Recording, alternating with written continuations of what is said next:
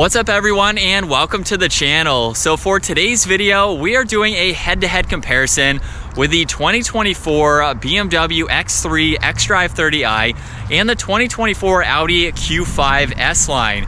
Both of these vehicles are nearly identical in all of their specs. There are some differences, however, so we are going to jump right into it and start off with the cost of both of these SUVs.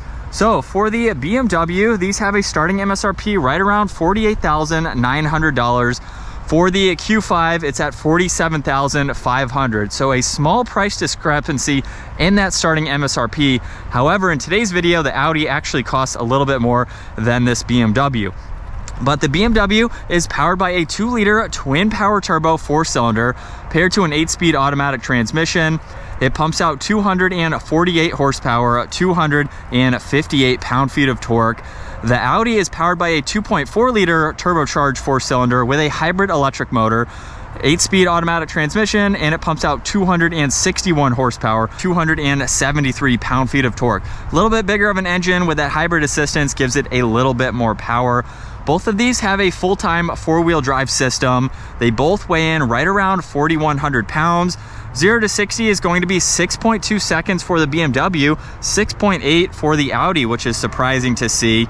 And their MPGs are going to be virtually identical. We have 23 in the city, 22, 29, and 28 out on the highway. And as far as their dimensions go, they are literally identical. Everything from their length, width, and height is going to be within a few millimeters of a difference.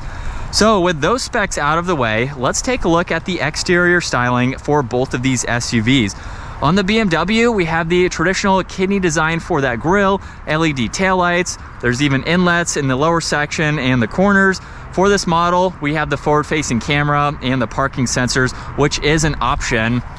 On the Audi, we have a forward-facing camera with all the parking sensors. There's even sensors for the adaptive cruise, and we have that hexagonal design for the grille. So it is much larger than on the BMW, so it just depends on your preference. We have the LED lights as well, and then great lines coming down both of the hoods. The Audi, in my opinion, is going to be a little bit more aggressive since it has that larger grille. BMW, a little bit more classy with the smaller dimensions that it has. Now, as we work our way to the sides, both of these are going to have several different options to choose from. So these are just some of the examples that you can get as far as the wheels go. A little bit more sporty, I will say, on the BMW, a little bit more classy now for the Audi. You do have red brake calipers for the Audi. Again, you can get that on the BMW, just depending on the options that you go with. Both of these have power folding side mirrors with the turn signal and the camera. And we have a moonroof up top on the BMW, and then same with the Audi as well, which I think is a really good option to get, of course. And then as far as the rest of the side profile goes, we have some more crisp lines running down the side of the Audi. On the BMW, a little bit more subtle with the curves that it has. Honestly, I think both have a great design to them, and they both go back to the integrated spoiler. So if we start over on the Audi, third brake light up top with the wiper blade down below, LED taillights, of course, there's the parking sensors, that quad tip dual exhaust. This can tow right around 4,400 pounds. And then over on the BMW, we have the same design with the spoiler in the lower section, darker housing for those taillights, camera, all the sensors, dual exhaust, and then towing is right around 4,400 pounds. Now, as we work our way to the cargo space, we have the power liftgate, and for the X3, there's actually a good bit of space. You can even open up the floor too to reveal a lot of hidden storage, and there's some cargo nets on both sides as well. You have this cover, and you can fold those back seats down to make this that much more practical. The X3 is also going to offer remote start. On the 24-year models from Audi, they are offering remote start now. However, it is only with your phone app. On the BMW, you can actually use the key fob. So in the back, let's see if we do have some storage up underneath the floor. So if I lift this up, we have the spare tire, which is missing on the Audi. And you can even fold down the back seats using these controls here. It does look like it's a little bit shorter than on the BMW, even though the lengths are the same. But you can fold the back seats down, you can install a cover too. So again, nearly identical. Now let's work our way to the back seating area, where you can unlock this from the back door handles. I believe you should be able to. There we go. And so for this, we have the sunshade, which you can adjust. Very nice interior materials, Bang & Olufsen sound system. And then at 5'10", I have a good bit of space. Plenty of room for my feet. There are storage pockets. We have heated rear seats, as well as temperature adjustments. And then I have about 1 inch or so above my head. With the pillars in the back, you do have the windows on both sides, so you can easily see. But honestly, for the size, it's not that bad. It's very comfortable, and you can even recline the seats back slightly. So just to give yourself a little bit more comfort. As we work our way to the X3 now, we have the same proximity door handle in the back, and we even have the same adjustable sunshade as well. And then some different materials for the inside, but still I think a great look. And for this interior, again, plenty of space. We don't have heated rear seats in this model, however, but we have some climate adjustments, temperatures, fan speeds. There are some storage pockets too. These seats do recline as well, so that is nice. I feel like they are a little bit farther, and I have about double the head space as I do in the Audi. Pillars are also not going to be as bulky, so we have some larger windows on both sides to really give you that added visibility. In the middle, we have the armrest and cup holders. You can even fold this middle seat down if you need a little bit more space. And then real quick, let's take a look at the Audi, as I forgot to talk about this middle seat, because we do have the armrest and cup holders, and then you can also fold down that seat individually as well.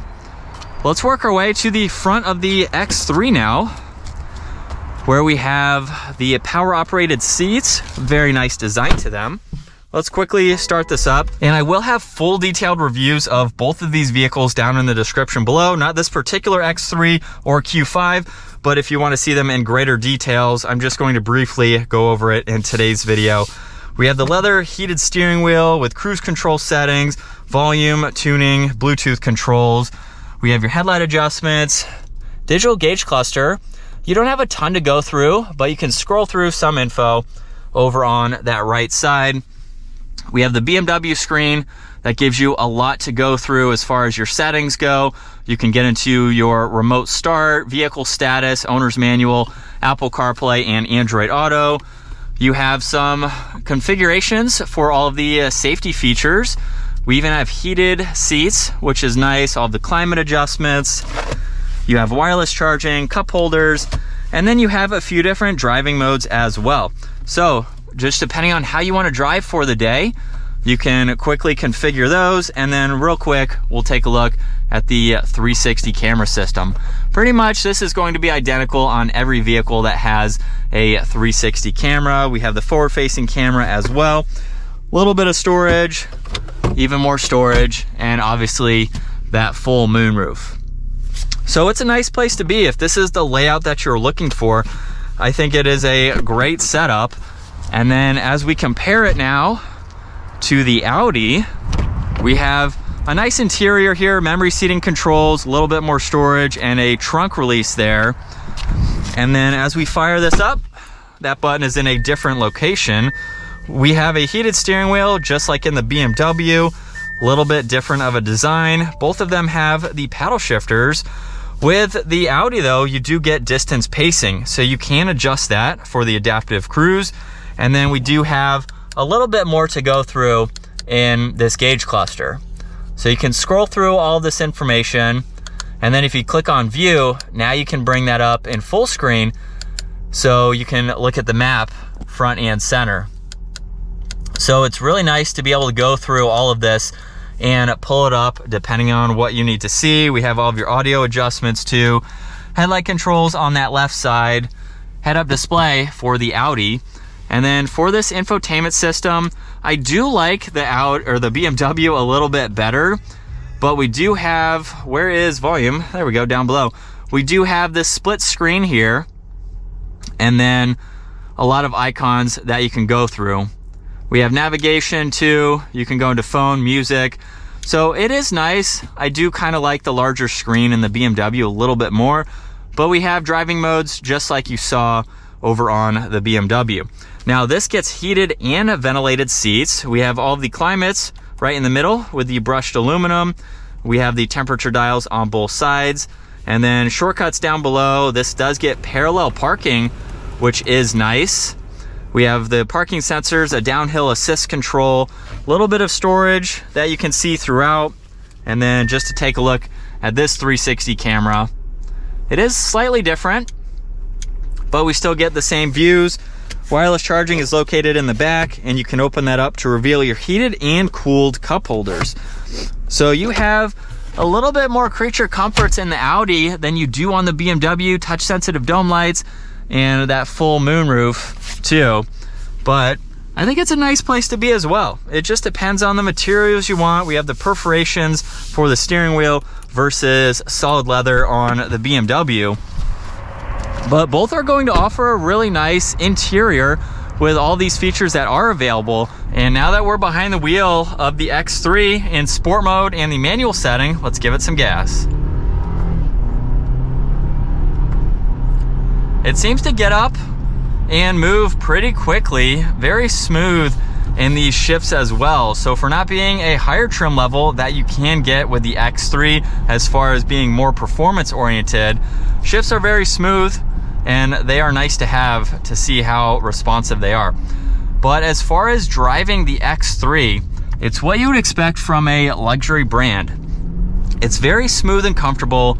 For the smaller size that it is, it's actually pretty practical as well. So if you're not looking for a larger SUV, this and the Q5 are both going to be very comparable as far as their sizes, like I've already mentioned. But as far as driving this, it is definitely very nice. You have good visibility out of the front, very thin pillars on both sides here. It's easy to see over both shoulders as well, just to give you that full view from the driver's seat.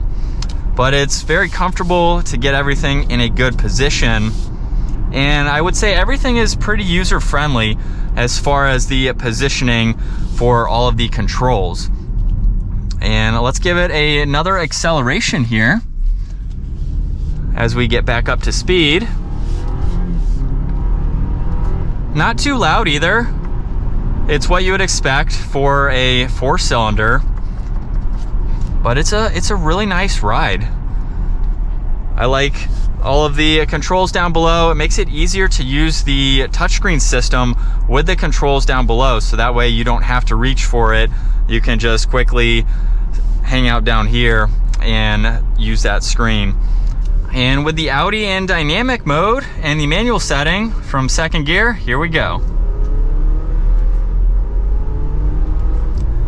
I will say it has a very similar get up and go. Both of these are going to be pretty peppy, even though there's a slight horsepower and torque difference. Honestly, to me, they feel virtually identical, and these paddles are just as responsive. So this is not, again, not a performance oriented Audi. You can go with an RSQ or a SQ5 if you want a little bit more power, but for this 4-cylinder, it seems to be very responsive. And again, just like the BMW, you're getting an Audi, so it's very well refined, very comfortable feeling. I feel like there's a little bit more going on underneath here, and the screen is kind of placed on top of the dash. I feel like the BMW, it's a little bit more integrated being up top than rather just kind of stuck on, which I have seen in the past some comments about this being kind of upright in that position. But regardless of that design, it's just as comfortable and quiet. Visibility also, we have thin pillars up front, a little bit more of a pillar in that back though, but you can still see over your left and right shoulder. And just a little bit different of a layout with everything down below. But again, it's just basically going to be determined by your preference with which one you like better on the interior. We'll give it another acceleration here.